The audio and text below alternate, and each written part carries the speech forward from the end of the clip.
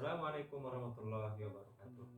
Perkenalkan, saya atas nama Jelayan dengan NIM 190101114 dari Prodi Jurusan Pendidikan Agama Islam kelas 6D. Di sini saya akan menjelaskan materi tentang model pembelajaran berbasis media perumpamaan. Baiklah, di sini pertama saya akan menjelaskan mengenai tentang pembelajaran atau pengertian pembelajaran. Pembelajaran adalah proses interaksi peserta didik dengan pendidik dan sumber belajar pada suatu lingkungan belajar. Pembelajaran merupakan bantuan yang diberikan ke pendidik agar dapat terjadi proses pemerolehan ilmu dan pengetahuan, penguasaan kemahiran dan tabiat, serta pembentukan sikap dan kepercayaan pada peserta didik. Dengan kata lain, pembelajaran adalah proses untuk membantu peserta didik agar dapat belajar dengan baik. Pembelajaran adalah suatu sistem yang bertujuan untuk membantu proses belajar siswa yang berisi serangkaian peristiwa yang dirancang, disusun sedemikian rupa untuk mempengaruhi dan mendukung terjadinya proses belajar siswa yang bersifat internal. Gagnon dan Drake menjelaskan atau mengemukakan teorinya lebih lengkap dengan mengatakan bahwa pembelajaran adalah untuk menghasilkan belajar, situasi eksternal harus dirancang sedemikian rupa untuk mengaktifkan, mendukung, dan mempertahankan proses internal yang terdapat dalam setiap peristiwa belajar. Yang kedua, pengertian tentang akidah. Akidah berasal dari kata akoda, yakidu akodan, yang berarti mengikatkan atau mempercayai, meyakini. Jadi akidah berarti ikatan, kepercayaan atau keyakinan. Kata ini sering pula digunakan dalam ungkapan-ungkapan seperti akad nikah atau akad jual beli, yang berarti sebagai suatu upacara untuk menjalin ikatan antara dua pihak dengan ikatan pernikahan atau jual beli. Dengan demikian, akidah di sini bisa diartikan sebagai ikatan antara manusia dengan Tuhan. Materi yang ketiga adalah pengertian metode perumpamaan itu sendiri, atau dengan disebut dengan metode Amsal. Metode perumpamaan adalah metode pendidikan yang digunakan pendidik kepada peserta didik dengan mengangkat berbagai perumpamaan agar materinya mudah dipahami. Sebagaimana disebutkan dalam surat Az-Zumar ayat 27 sebagai dasar, metode perumpamaan ini ada yang artinya, dan sungguh kami telah membuat bagi manusia di dalam Al-Quran ini setiap perumpamaan supaya mereka mendapat pelajaran. Quran surah Az-Zumar ayat 27. Nah, salah satu pendapat dari ulama atau para ahli Mana Khalil menyebutkan pengertian Amsal atau Al-Quran yaitu menonjolkan makna dalam bentuk perkataan yang menarik dan padat serta mempunyai pengaruh yang dalam terhadap jiwa, baik berupa tasbih maupun perkataan bebas, lepas bukan tasbih. Ibnu Qayyim mendefinisikan metode Amsal yaitu menyerupakan sesuatu dengan sesuatu yang lain dalam hal hukumnya dan mendekatkan sesuatu yang abstrak yang disebut dengan makul dengan yang indrawi atau konkret. Berdasarkan pendapat-pendapat di atas, maka Amsal dapat disederhanakan. Pengertiannya yaitu mengumpamakan sesuatu yang abstrak dengan yang konkret untuk mencapai tujuan atau manfaat dari perumpamaan itu tersebut.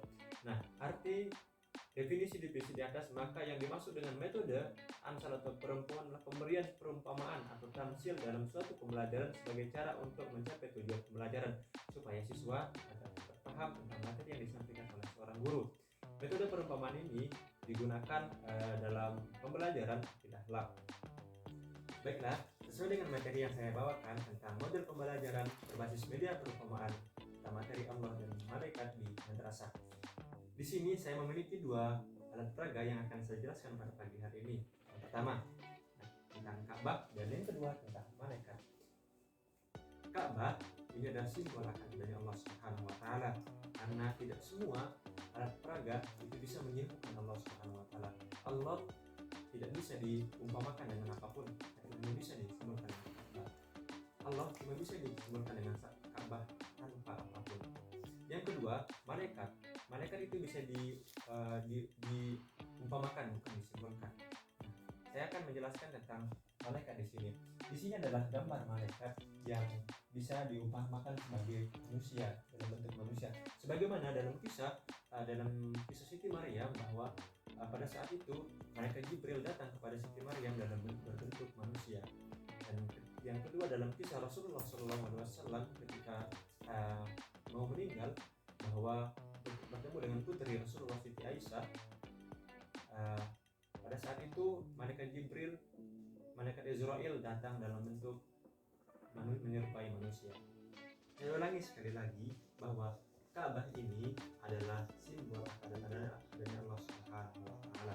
karena materi iman kepada Allah Subhanahu wa taala itu hanya bisa disimbolkan dengan ka'bah, bahwa karena materi tentang Allah Subhanahu wa taala itu tidak bisa disimbolkan dengan apapun, meskipun dengan kekuasaannya dalam bentuk ciptaannya ataupun dengan bentuk yang lainnya, tetapi Allah Subhanahu wa taala itu hanya bisa disimbolkan dengan Ka'bah ini sendiri, karena Ka'bah ini sangat banyak menyimpan misteri yang sangat luar biasa yang belum terungkap di dunia ini. Dan yang kedua, tentang materi iman kepada malaikat Allah Subhanahu wa taala. Di sini sudah ada dipaparkan tentang gambar malaikat dalam bentuk manusia. Malaikat itu hanya bisa diumpamakan, tidak bisa disimbolkan apapun. Bagaimana di dalam Al-Quran yang artinya bahwa malaikat itu hanya bisa tentang cahaya dan manusia.